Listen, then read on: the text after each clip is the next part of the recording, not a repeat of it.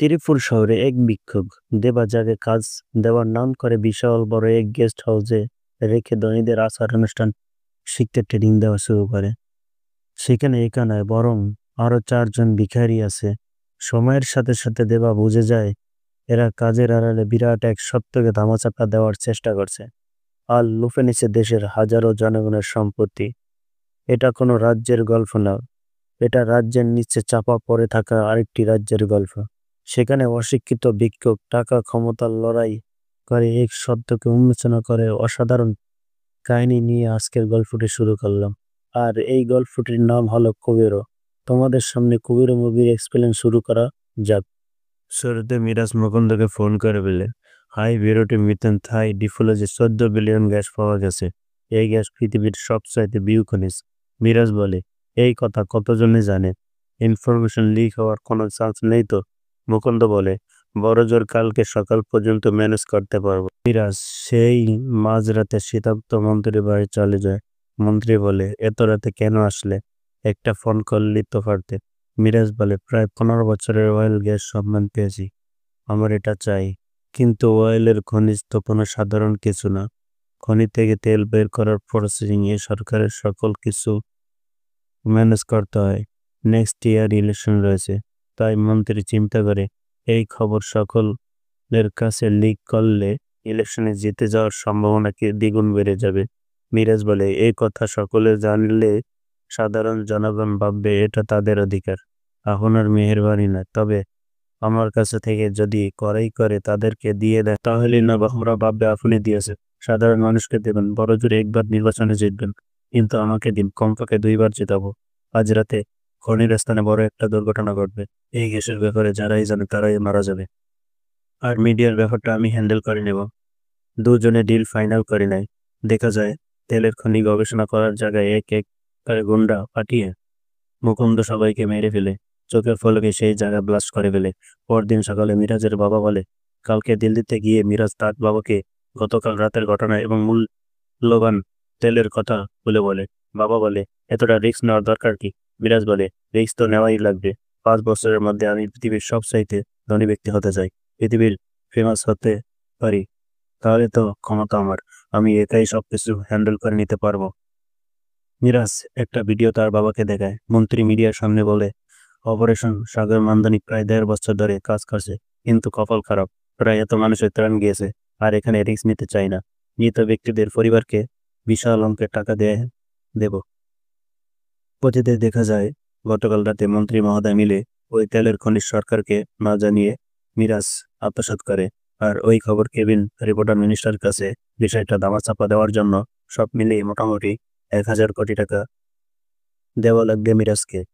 তবে এখানে মন্ত্রী শর্ত দিয়ে দেয়, যদি কোনো ভাবে এই ইনফরমেশন লিক হয় তাহলে মিরাজকে মানুষের চাপে অ্যারেস্ট করতে বাধ্য হবে। এরপর বাবা ছেলে আলোচনায় বসে। টাকা দিলেও রিস্ক নিতে চায় না, তাছাড়া সাধারণ জনগণ অথবা কারো উপর ভরসা করা যায় না। এই কাজের জন্য একজন বিশ্বস্ত লোক দরকার। বাবা বলে, দীপক নামে একজন ব্যক্তি আছে, তিনি সিবিআই অফিসার ছিলেন, 1000 কেস হ্যান্ডেল করেছেন, আমাদের অফিসে রেড করে 100 কোটি টাকা লোকসান করেছে। আমার মনে হয় তুমি তার সাথে দেখা করো। মূলত ওই মিনিস্টার সম্পত্তির উপর রেড করেছিল, কারো কথা শুনেনি মিনিস্টার, পাল্টা তার উপরে মিথ্যা মামলা দিয়ে দেয়, জেলবন্দি করে ফেলেছিল। 10 বছর সাজা হয়েছে, বর্তমানে 5 বছর চলে। জেল থেকে বের হয়ে সুযোগের সদ্ব্যবহার করব আমরা। বর্তমানে দীপক তার স্ত্রী সুরিয়ার সাথে কিছুক্ষণের কথা বলার সময় পেয়েছে। দীপকের মেয়ে 5 বছরে অনেক বড় হয়ে গেছে। সুরিয়া তার মেয়ের ছবি দীপককে দেখায়। সুরিয়া বলে, একদম সিবিআই তার বাবার মতো হয়েছে।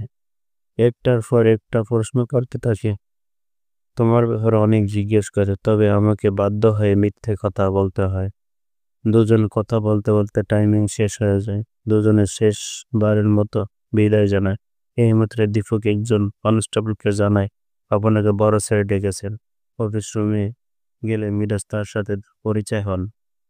যাই হোক, সোজা পয়েন্টে আসি। আপনার নির্দেশ আমি জানি, আপনাকে আরো 10 বছর বাইরে বেরোতে দেবে না, তাও আমি ভালো করে জানি।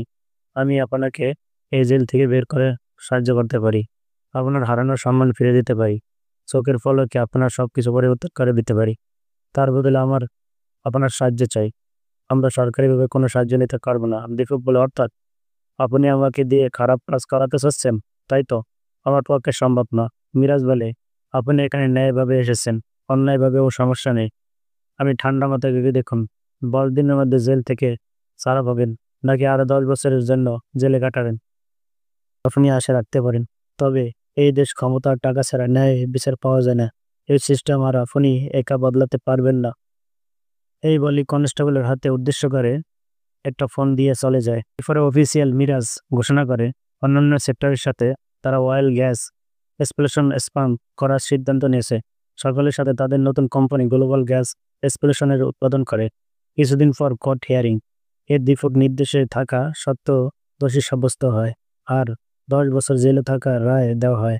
কোর্টের রায় শেষে কনস্টেবল দীপককে নিয়ে যাওয়ার পথে সিরিল্লা ধরে বলে, আমার দ্বারা আর সংসার চালানো সম্ভব হচ্ছে না।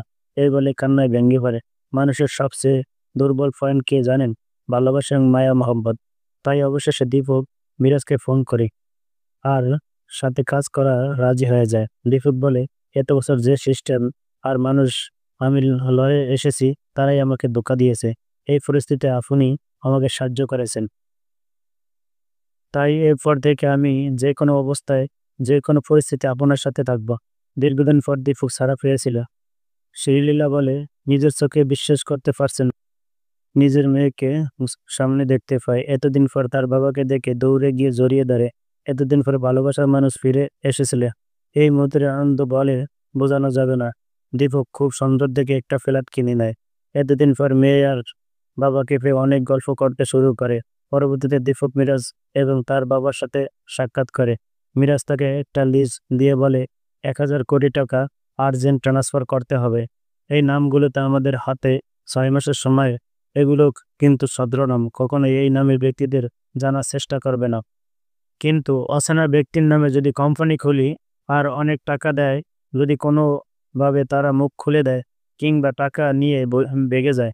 দীপক বলে, যারা এমনটা করবে না তাদের নিয়ে আসতে হবে। আমাকে একটু ভাবতে দিন, খুব জরুরি আপনার সাথে দেখা করব।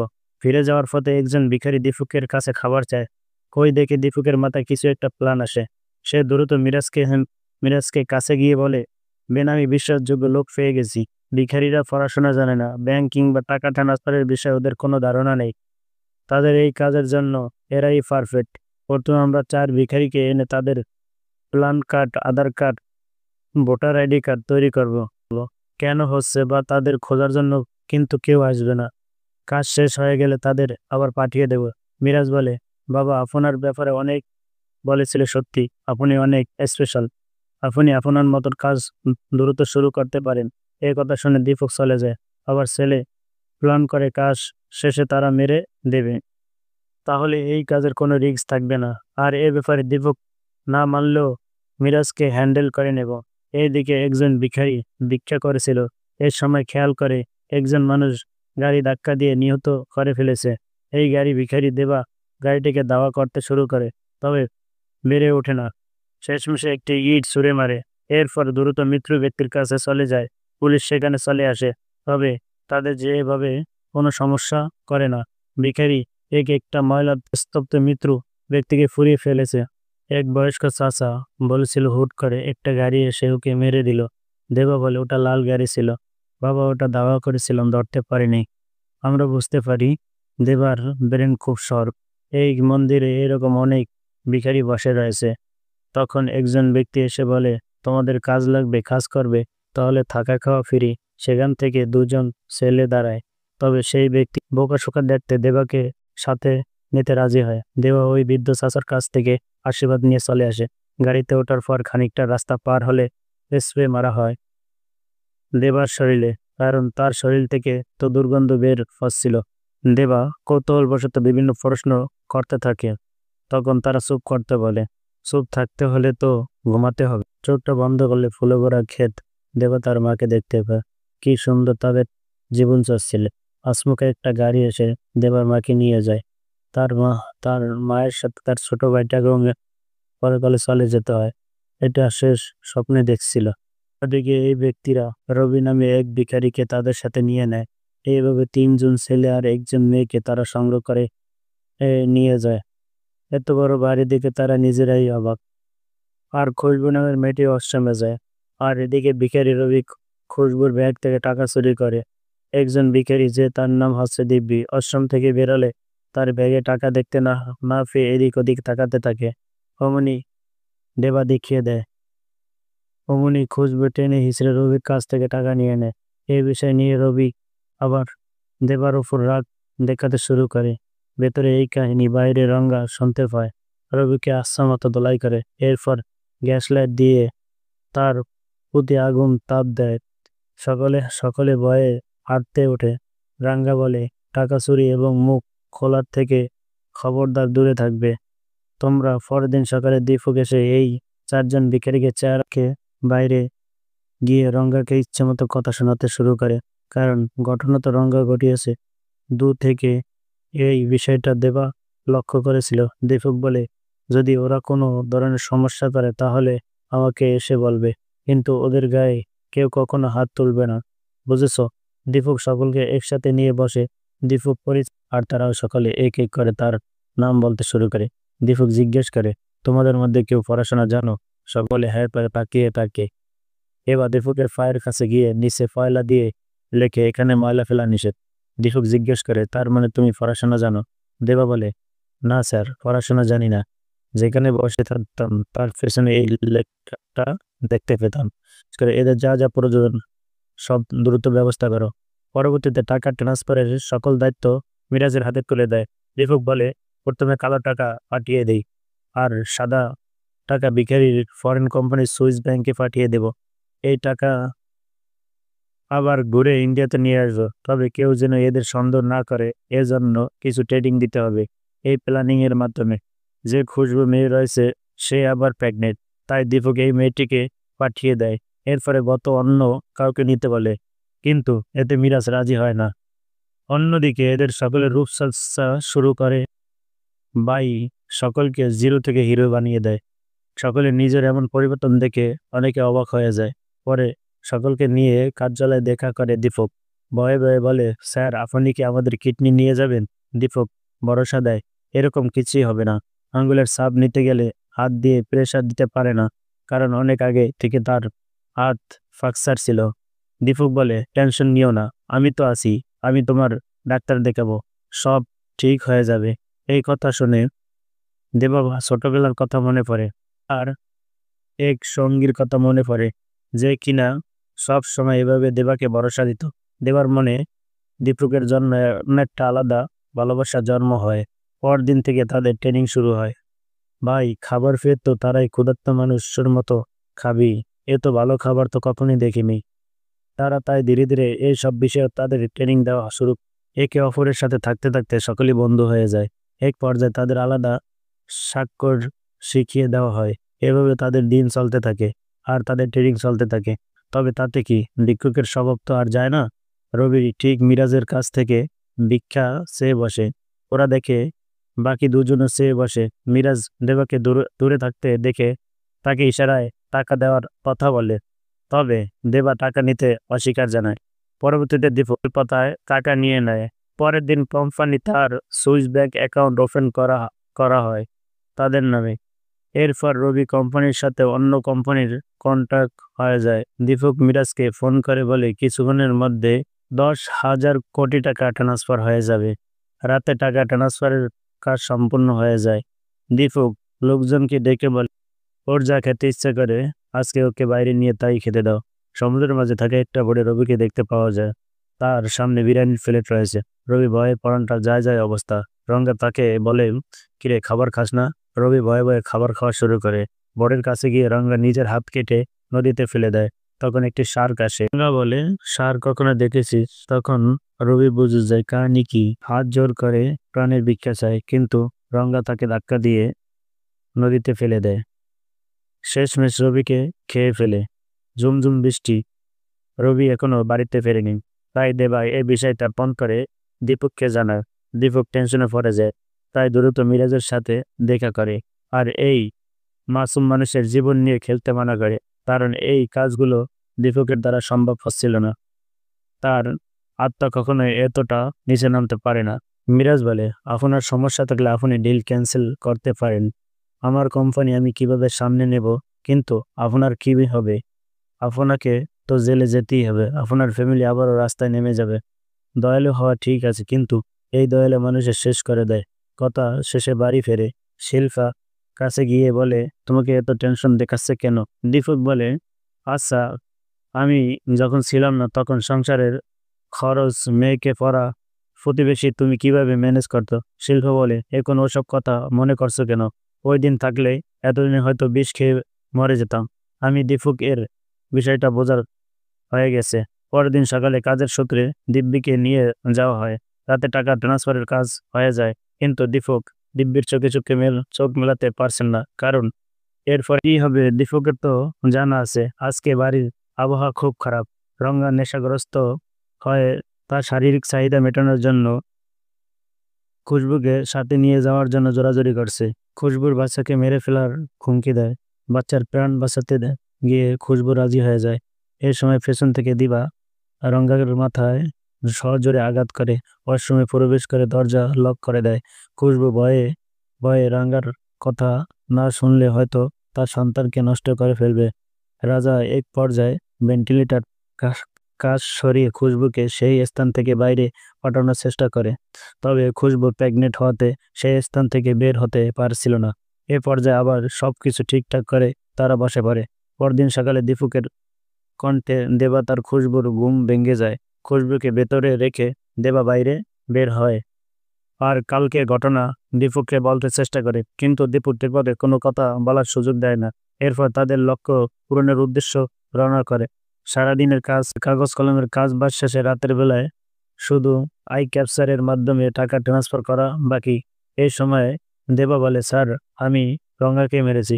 খুশবুর সাথে সাথে খারাপ কিছু করতে চেয়েছিল। এই কথা রেগে দীপক রঙ্গার গলায় চেপে ধরে। রঙ্গা বলে, এমনিতেই মারা যাবে, ভাবলাম তার আগে একটু এনজয় করি। দীপক বলে, প্রেগনেন্ট ছিল, এই বলে একটা গালি দেয়। রঙ্গা বলে, আমি নয় খারাপ, কিন্তু আপনি কি মহান ব্যক্তি? কাজ শেষে রঙ্গা দেবাকে নিয়ে চলে যায়। এত অন্যায় নিজের চোখে হতে দেখে দীপক কিছুতেই পারছে না। গাড়ির মধ্যে রঙ্গারকে ইচ্ছেমতো দোলাই করছিল। দেবা বলে, স্যার, একটু ফরসাপ করব, তাই গাড়িটি সাইড করে দেবাকে নামতে দেওয়া হয়। পেছন থেকে রঙ্গা তাকে গুলি করার উদ্দেশ্যে বন্দুক ধরে। এই মুহূর্তে দীপক ফোন করা রঙ্গা উল্টোর দিকে ঘুরে কথা বলতে শুরু করে। দীপক জানায় ট্রানজাকশনের কমপ্লিট হয়নি, দ্রুত দেবাকে নিয়ে আসো। এই কথা শুনে রঙ্গা দেবার দিকে ঘুরে দেখে দেবা কোথাও নেই। চারিদিকে দেবাকে খোঁজাখুঁজি শুরু করে। দেবা অনেকটা রাস্তা দূরে গিয়ে একদল ভিখারিদের দিকে তাদের মধ্যে বসে পড়ে। শুট বুট পরা লোক তাদের মধ্যে দেখে ভিখারিরা দূরে সরে যায়।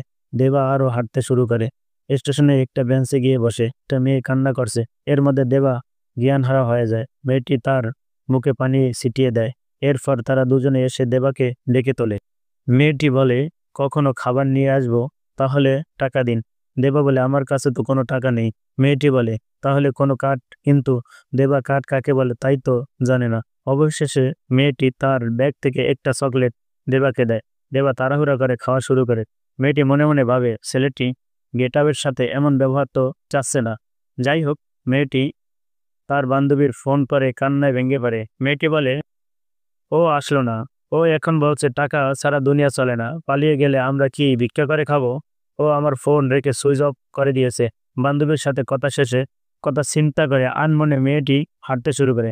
হঠাৎ করে দেবা মেয়েটিকে ডাক দেয়। হুশ ফিরলে সামনে ট্রেন দেখতে পায়। আবারও মেয়েটি নিজের জায়গায় বসে। মেয়ের নাম সামিরা। সামিরা চিন্তা নেয় বাড়ি ফিরে যাবে। এই মুহূর্তে দেবা একটা নাম্বারে ফোন দেওয়ার কথা বলে। রিকোয়েস্ট করলে সামিরা তার হাতের ফোন দিয়ে দেয়। এবার দীপক স্যারের নাম্বারে ফোন করে, কিন্তু ফোন গাড়িতে ধরতে পারছিলেন না। আর তিনি তো দেবাকে খোঁজাখুঁজিতে বাইরে ব্যস্ত ছিলেন। ফোনটা কেটে যায়। সামিরা ফোন সুইচ অফ করে ফেলে। এরপর চলতে শুরু করে সামিরা। সামিরার পিছু পড়তে শুরু করে দেবা। এই পর্যায়ে বলে, ম্যাডাম, আমাকে কোনো একটা মসজিদের পাশে রেখে আসবে, অনেক ক্ষুধা লেগেছে। এদিকে দীপক সামিরার নাম্বারে ফোন দেখে বুঝতে পারে এটা নিশ্চয়ই দেবা কল দিয়েছে।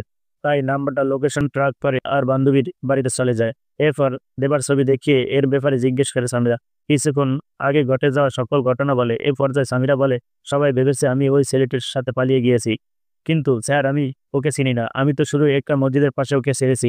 মসজিদের নাম জেনে দ্রুত সেই স্থানে তারা চলে যায়। সকলে দেবাকে খুঁজে শুরু করে। দেবা এক পর্যায়ে তাদের দেখে ফেলে ফাঁসি থাকা নদীতে সে ঝাঁপ দেয়। পরদিন সকালে হুঁশ ফিরে আসলে দেবা কল্পনা করে তার সেই সেই ছোটবেলার সঙ্গীর কথা। ভয় পাস না, আমি তোর সাথে আছি। ক্ষুধার জ্বালায় ছেলেটা হারতে পারছে না। পানি যেন তার একমাত্র নিবারণের ভরসা। ওইদিকে পুরো শহরে গুন্ডারা দেবাকে খুঁজে বেড়াচ্ছে। গতকাল রাতে সামিরাকে পুলিশ জিজ্ঞাসাবাদ করতে আসায় সামিরার বান্ধবীর বাবা মা সামিরাকে এক দিনের জন্য তাদের বাড়িতে থাকতে দেবে না। সামিরা শহরে বহু কষ্ট এসেছে প্রেমিকাকে খুঁজতে, কিন্তু এখন তার চারিদিকে অন্ধকার। প্রথমে তার হাতে কিছু টাকা ধরিয়ে দিয়ে বলে, তুই দয়া করে লেডিস হোস্টেলে গিয়ে থাক। সামিরা বেরিয়ে পড়ে। হুট করে একটা স্টেশনে ও দেবাকে দেখতে পায়। দেবা আবারও সামিরার কিছু করতে শুরু করে। দেবা বলে, দিদি, আম্মা। এইসব কথা সামিরা রেগে গিয়ে বলে, আমার জীবনটা তেজপাতা করে দিয়েছো তুমি, তুমি আমার আর কিছু করবে? এই বলে সে সামনে হাঁটতে শুরু করে। দেবা তার পিছু করছে। অবশেষে সামিরা মহিলা হোস্টেলে যায়। দেবা নিরুপায় হয়ে মানুষের ভিড়ে একটি স্থানে বসে পড়ে। সেখানে দুইটি বাচ্চাকে ভিক্ষা করতে দেখতে পায়। যা দেখে তা ছোটবেলার কথা মনে পড়ে। যা দেবা তাদের কাছে যায়, কিন্তু তাদের ভাষা বুঝতে উঠতে পারে না। তাই নিজের শার্ট করে পঙ্গু অভিনয় করে মানুষের কাছ থেকে ভিক্ষা করতে শুরু করে। দেবার শরীরে থাকা কাটা এরা দাগ দেখিয়ে সকল মানুষ তাকে অনেকটা টাকা দেয়। টাকা পেয়ে বাচ্চাদের নিয়ে খাবার কিনে খায়, কিন্তু টাকা বাচ্চাদের হাতে দিয়ে দেয়। এবার খুঁজতে খুঁজতে অবশ্যই সেই বিলাসবহুল বাড়িতে চলে আসে, কিন্তু সেখানে সবকিছু সরিয়ে রয়েছে। খুশবু ব্যাগটা পরে রয়েছে। হঠাৎ করে নিচে খেয়াল করে বসের সাথে গুন্ডারা কথা বলছে। তারা উপরে চলে এসে দেবা দ্রুত ওয়াশরুমে ঢুকে দরজা লক করে দেয়। বাইরে থেকে দীপক বলে, দেবা আমি দরজাটা খোলো। দেবা পাতার উত্তর দেয়, আর এই পাকে ভেন্টিলেটর এর কাজগুলো সরাতে শুরু করে। এক পর্যায়ে ভেন্টিলেটর দিয়ে বিল্ডিং এর পাইপ দিয়ে দেবা পলাতে শুরু করে। বন জঙ্গলের মধ্যে সকলে দেবাকে খুঁজে বেড়াচ্ছে। দেবা নিজেকে বাঁচাতে পানির মধ্যে কিছুক্ষণ ডুবে থাকে। হঠাৎ করে তার পায়ে একটা কাঁটা বেঁধে যায়। পা থেকে রক্ত পড়ার কারণে বন্য কুকুর এসে যায়, কিন্তু ততক্ষণ রঙ্গা তাকে দেখে ফেলেছে।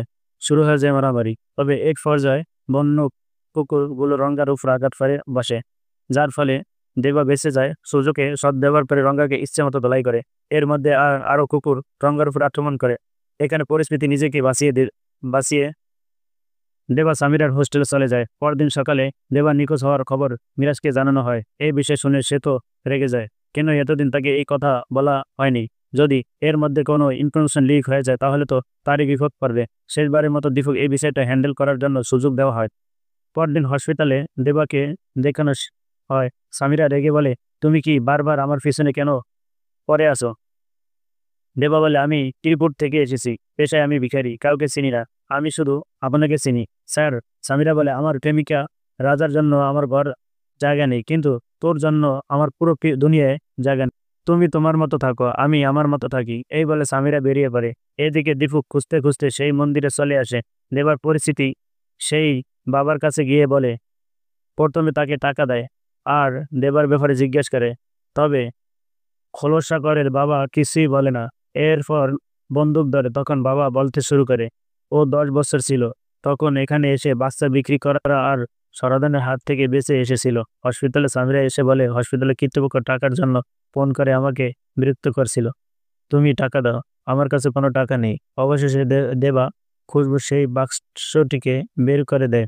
দেবা বলে, ম্যাডাম, এই খুশবুর বক্স ভেবেছিল ওকে দেব, কিন্তু হয়তো বেছে নেই।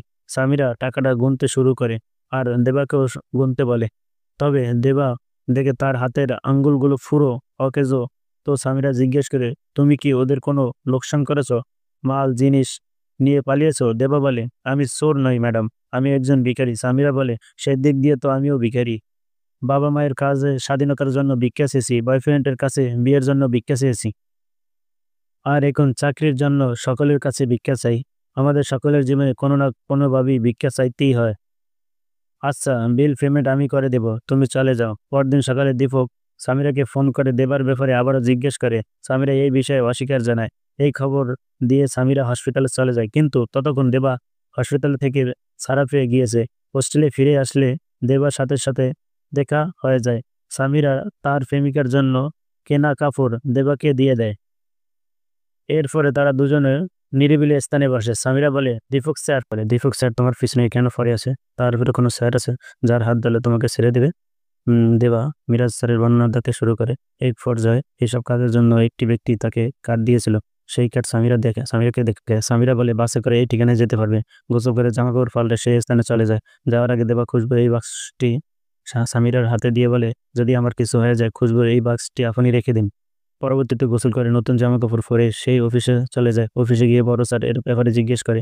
এই কর্মচারী বলে, সেটা বেছে নেই। দেবা বলে, কেন? তাকে মেরে ফেলা হয়েছে? এই কথায় কর্মচারী সন্দেহ করে। পরক্ষণে পুলিশ অফিসার চলে আসে। আসলে সে মার্ডার হয়েছিল, যার জন্য পুলিশে কির জন্য জেরা করতে শুরু করে। দেবা বলে, আমি এখানে এক স্যারের সাথে দেখা করতে এসেছি। বড় স্যারের সামনে কাগজে স্বাক্ষর করেছিলাম, আমাকে ব্যাগ ভর্তি টাকা দিয়েছিল। তখন বড় স্যার এই কার্ড দিয়ে আমাকে কিছু একটা বলেছিল। আসলে আমি একজন ভিখারি, ত্রিপুর থেকে এখানে এসেছি।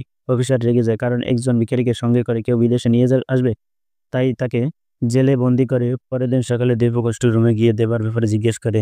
সামিরা অস্বীকার জানায়। সামিরার টেবিলে খুঁজবো সেই বাক্সটি দেখতে পায়। তাই দীপক তার গলা চেপে ধরে, বন্দুক তাক করে। ভয়ে ভয়ে সামিরা সব ঘটনা খুলে ফেলে। এদিকে পুলিশ স্টেশনে একটা পেপারে মিরাজের ছবি দেখে দেবা বলে, এই আমার বড় স্যার, এই নিয়ে আমাদের টাকা দিয়েছে। পুলিশ অফিসার অশোক তার কাছে গিয়ে বলে, কখন দিয়েছিল, আর ওই ব্যাগ বড় টাকা তুই কাকে দিয়েছিস?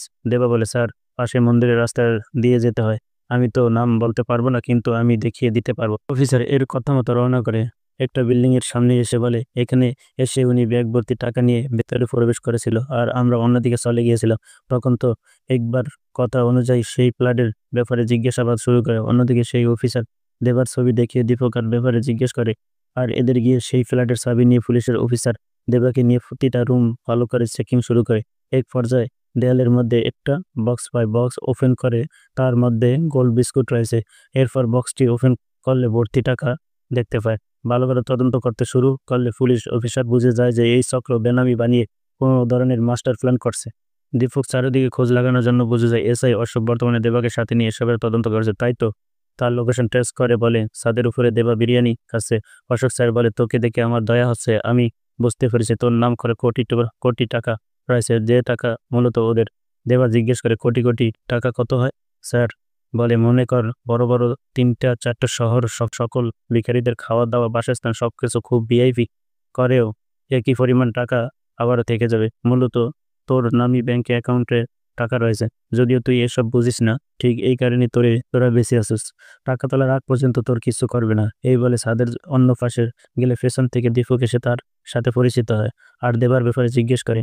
অশোক বলে, স্যার, বেচারা তো ভিখারি, বেনামি জালে কেন এদের ফাঁসাচ্ছেন? পেছন থেকে দেবা দীপককে দেখে ছাদের ফ্লোরে ওঠে। একটা রড নিয়ে চোখের আঘাত করার হুমকি দিয়ে বলে, স্যার, আপনি যদি দীপক স্যারের হাতে আমাকে তুলে দেবেন না। সে ভালো মানুষ না, সে আমাকে নিয়ে মেরে ফেলবে। এই কথা শুনে অশোক রেগে বন্দুক ধরে দীপকের দিকে। দীপক বলে, ভিখারি কোনো পরিচয় হয় না, এই জন্য তোরা বেনামি করে লুটো ফুটো খাবে। পরিস্থিতি বিগতে যেতে দেখে দীপক বাধ্য হয়ে অশোক শরীরে গুলি করে। এবার চোখ বন্ধ করে সৃষ্টিকর্তার উপরে ভরসা করে সেই স্থান থেকে লাফ দেয়। অনেকটা নিচে পড়ে গাছের ডাল ধরে ফেলার জন্য দেবা নিরাপদে অন্য বিল্ডিং এর ছাদে নেমে পড়ে। অফিসার খুনের ব্যাপার মিরাজকে জানায়। মিরাজ বলে, সব পরিষ্কার করে ফেলো, কোনো ধরনের কোনো প্রমাণ যেন না থাকে। চোখের পলকে পুরো জায়গা ক্লিয়ার করে ফেলো। রাতের বেলায় হোটেলে এর সামনে দেবা দাঁড়িয়ে রয়েছে। তার স্বামীরা এসে বলে, এখানে কেন এসেছো? দেবা বলে, ম্যাডাম, ওনাদের কোটি কোটি টাকা আমার নামে রয়েছে, তা আমি জানতে পেরেছি। স্বামীরা বলে, জানতে পেরেছো? তা তো ভালো রয়েছে, এখান থেকে চলে যাও। দেবা চলে যায়, তবে মাঝ রাস্তায় কিছু একটা মনে করে আবারও ফিরে আসে। তো সামিরাকে বলে, ম্যাডাম, এই টাকার কথা অফিসার জানতে পেরেছে, তাই তো মেরে দিয়েছে। এখন তো আপনিও জানতে পেরেছেন, আপনাকে তারা মেরে দেবে। তাহলে চলুন ম্যাডাম আমার সাথে। এখন এখানে থাকলে আপনার বিপদ আছে। এর মধ্যে গেটের দারোয়ান এই খবর দীপকের লোককে জানিয়ে দেয়। তাই তো তারা সকলে চলে আসে। বড় গাড়ি আর গুন্ডাদের দেখে দেবা আর সামিরা পালাতে শুরু করে। দীপক নিজেকে কোনোভাবেই শান্ত করতে পারছে না। এত অন্যায় সে নিজ কি করে করছে। তাই সে সিদ্ধান্ত নেয় নিজেই এই খেলা শেষ করেই ছাড়বে, সকলের সামনে মুখোশ উন্মোচন করবে। সে তাই তার স্ত্রীকে ডেকে বলে, খুব দ্রুত তুমি দুবাইয়ের উদ্দেশ্যে বেরিয়ে যাও, এখানে সঞ্চয় বাড়িতে থেকে যাও। আমি 15 দিনের মধ্যে চলে আসব। এসব কিছুর ব্যাপারে আমি পরের সপ্তাহে খুলে বলবো।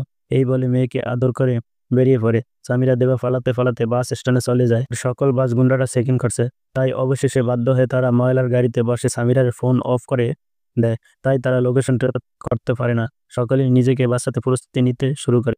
দীপক লকারের একটি ব্যাগ রাখতে পরবর্তীতে গাড়ি ময়লা স্তব্ধে সকল ময়লা ফেলে দেয়। সামিরা রেগে দেবাকে বলে, তুই তো মরবি, আমাকেও মারবি। এই বলে সামিরা হাত মুখ ধুতে যায়। দেবা ফোনটি হাতে নেয়। এদিকে দেবাকে খুঁজে না পাওয়ার জন্য resistant sub resistant police officer রাঙ্গা গিয়েছে, যদি এই বিষয়টা হ্যান্ডেল করে নেবে মিরাজ, কিন্তু শেষবারের মতো ওয়ার্নিং দিয়ে দেয় 24 ঘন্টার মধ্যে দেবাকে খুঁজে পেতেই হবে। ঠিক এই মুহূর্তে দীপকের ফোন আসলে দীপক ফোন রিসিভ করে। দেবা বলে, আমি চলে আসবো, আমার সকল টাকা নিয়ে নিন। এটা দেখে সামিরা তার হাত থেকে ফোনটা নিয়ে সুইচ অফ। এরপর তারা হাঁটতে শুরু করে।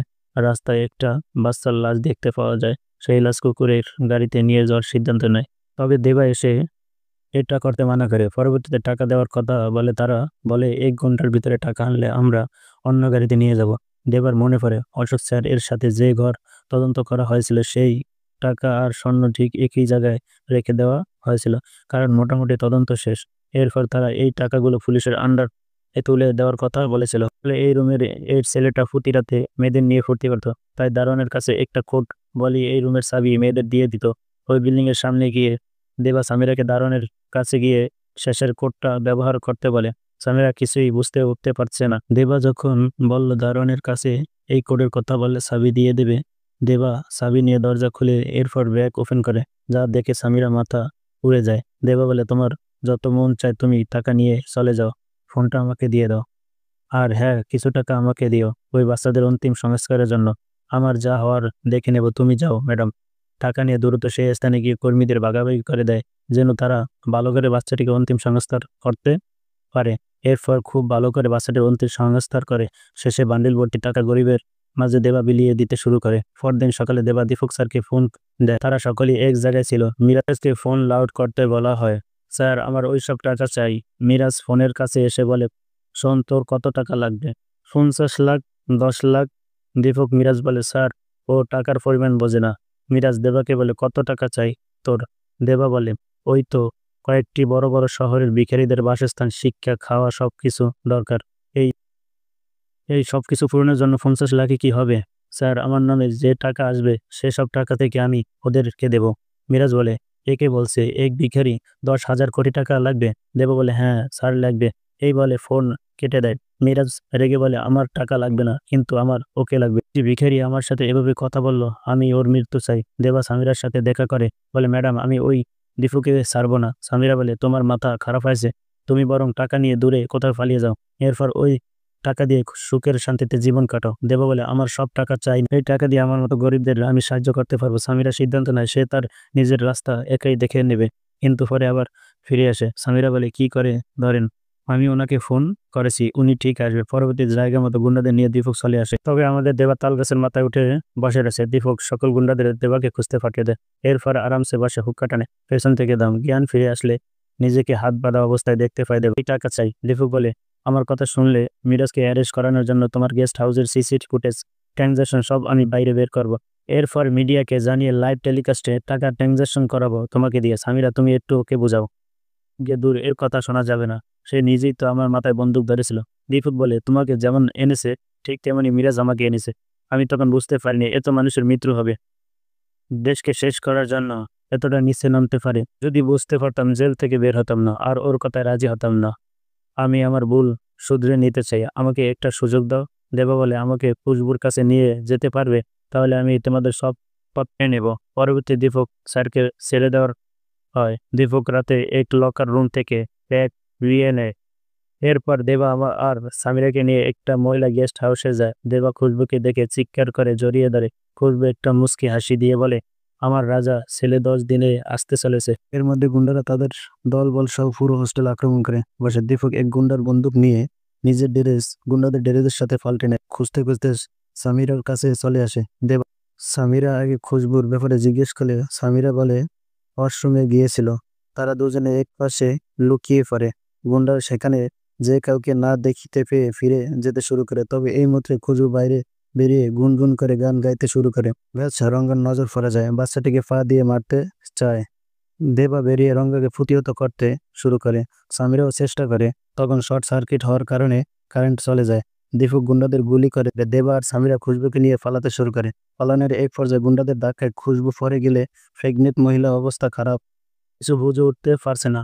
তাই দেবা খুশবুকে ফিটে তুলে পালাতে শুরু করে আর দীপক সকল গুন্ডাকে এক এক করে গুলি করে কোনো মতে এড়িয়ে গেটের বাইরে তাদের বের করে দেয়। তবে এই মুহূর্তে পাটেল দীপককে গুলি করে। দীপক মরছে কিনা তা দেখতে আসলে পাত্রীকে নিজ হাতে দীপক মেরে ফেলেন। দেবা চিৎকার করে দীপক স্যারকে ডাকতে শুরু করে। দীপক বলে, দেবা আমি তোমার এই ছোটবেলার ভাই। আসলে প্রায় সময় দেবা যার কথা স্মরণ করতো সেই হচ্ছে দীপক স্যার। কিছুক্ষণের মধ্যে খুশবুর বাচ্চা হয়, খুশবু মারা যায়। বাচ্চার কান্নার আওয়াজ শোনার পর দীপক দেবাকে বলে, আমার ভুলের জন্য আমাকে ক্ষমা করে দাও। এই বলে তিনি মারা যান। দেবা বাচ্চাকে কোলে নেয়। এরপর তাদের দুজনের অন্তিম সংস্কার করে। একটা দুধের ব্যবস্থা করে বাচ্চাকে খাওয়ানো শুরু করে। বাচ্চা শান্ত হলে সামিরা বলে, এই ছোট বাচ্চাদের নিয়ে এখন আমরা কোথায় যাব আর কোথায় পালাবো? আমাদেরকে তো সব সময় কেন পালিয়ে যেতে হবে? আমাদের কাছে তো টাকা নেই, তাদের কাছে টাকা আছে, পাওয়ার আছে। এই পুরো দুনিয়াটা যেন ওনাদের। দেবা বলে, এই পুরো দুনিয়াটা ওনাদের নয় ম্যাডাম, এই পুরো দুনিয়াটা আমার। আর যেখানে টাকার ক্ষমতা জোর চলবে না তাকে আমরা সেখানেই দেখে নেব। এই বলে একটা ফ্ল্যাট এর মধ্যে থেকে কোটি কোটি টাকা ট্রাক ভরে মিরাজের বাড়ির সামনে রাখে। আসলে দীপকের ব্যাগে থাকা পেন ড্রাইভের মাধ্যমে মিরাজের সমস্ত কালো টাকা হদিশ পেয়ে গিয়েছে। দেবা এত টাকা দেখেও পুরো দেশে এই খবর ছড়িয়ে পড়ে। তাই তো মন্ত্রী এই নিয়ে মিরাজকে অনেক কথা শোনায় বাড়ি ফিরে। আর কালো টাকার বিরুদ্ধে দীপকের একটা ভিডিও দেখতে পায়। বাবা বলে, এই পেন ড্রাইভ কেউ একজন সিকিউরিটি গার্ড কে দিয়েছে। এই মুহূর্তে দীপক এর নাম্বার থেকে দেবা ফোন করে বলে, সমুদ্র তো সবার, একদিন ভিক্ষা করো। ছিলে না ভিখারি থেকে কুকুররা আরো ভালো? আমাদের মেরে ফেলার কথা বলেছিলে তো, আমার মতো একদিন জীবন ধারণ করে দেখাও। এটা দুজন মিলে দীপুকের রেখে যাওয়া সকল প্রমাণ দেবার কাছে ভিক্ষা চাইতে থাকে। দেবা বলে, হ্যাঁ ঠিক এইভাবে ভিক্ষা চাইবে, না হলে যে সকল অফিসারদের মেরেছ তার প্রমাণ মিডিয়ার কাছে পৌঁছে যাবে। দেবা কথায় মিরাজ রাজি হয়ে যায়, কারণ মিরাজ জানতো সে ভিক্ষা করলে আশেপাশে কোথাও না কোথাও ঠিক দেবাকে পেয়ে যাবেন আর সে তার বদলা নিতে পারবেন। ভিক্ষা চাইতে মন্দিরের নদীর পাড়ে মিরাজ বসে পড়ে। রাত পেরিয়ে দিন হয়ে যায়। দেবা ফোন করে বলে, চুপ করে বসে থাকলে তো হবে না, চিল্লায় চিল্লায় ভিক্ষা চাও। হ্যাঁ এভাবে ভিক্ষা চাইবে। আর দেবা দূর থেকে এসব লক্ষ্য করছে। আর দেবাকে ধরার জন্য গুন্ডারা উঠে পড়ে লেগেছে। সামিরা বাচ্চা কোলে নিয়ে মিরাজের সামনে দিয়ে যাওয়ার পথে বাচ্চার হাতে দিয়ে কিছু টাকা মিরাজের হাতে ফেলে দেয়। রাত হয়ে গেলে সাধারণ জনগণের অসম ব্যবহার করতে গেলেই মিরাজের বমি চলে আসে। বাইরে বসে থাকার জন্য পুলিশ তাকে লাঠি চার্জ করছে। এরপর মিরাজ একটা স্টেশনে বসে। এত মানুষের ভিড়ে কেউ একজনকে 1 টাকার নোট দেয়। সে নোট দেখে মিরাজ বুঝে যায় এটা শুধু মাত্র দেবা দিতে পারে। মিরাজ দেবার নাম চিৎকার করলে সকল বডিগার্ড তার পেছনে ছুটতে শুরু করে। আর এই দিকে মিরাজ দেবাকে আঘাত করে, জ্ঞানহারা করে ফেলে। জ্ঞান ফিরলে নিজেকে মহিলার স্তূপের সামনে তাকিয়ে দেবাকে দেখতে পায়। তুমি যা বলেছো আমি তা করেছি। দীপকের সেই সব প্রমাণ আমার কাছে দিয়ে দাও। দেবা বলে, এখনো একটা কাজ বাকি আছে। সামিরা বাচ্চাটাকে দেবার কোলে তুলে দেয়। দেবা বলে, ওর মায়ের দুধ খাওয়ার জন্য কান্না করছে, ওর মাকে এনে দাও। মিরাজ বলে, চাইলে তোমার সামনে টাকার ফার গড়ে দিতে পারি, কিন্তু মরা মানুষ কি করে আনবে? যদি বেঁচে থাকতো এই সন্তানকে কোলে নিয়ে ভিক্ষা করা লাগতো। ভিক্ষা করে আর কয় টাকা পেত? কোনো না কোনো একদিন ক্ষুধার জ্বালায় মারা যেত। দেবা বুঝে যায় মিরাজ কখনোই পাল্টাবে না। মিরাজ দেবাকে সজোরে থাপ্পড় দেয়। বাচ্চাটি ছিটিয়ে পড়ে যায়। সামিরা বাচ্চাটির কাছে যায়, তবে বাচ্চাটি শ্বাস প্রশ্বাস নিতে পারছে না। কিছুক্ষণ পরে একটা কাশি দিয়ে বাচ্চাটি কান্না করে ওঠে আর দেবা মিরাজকে মেরে ফেলে।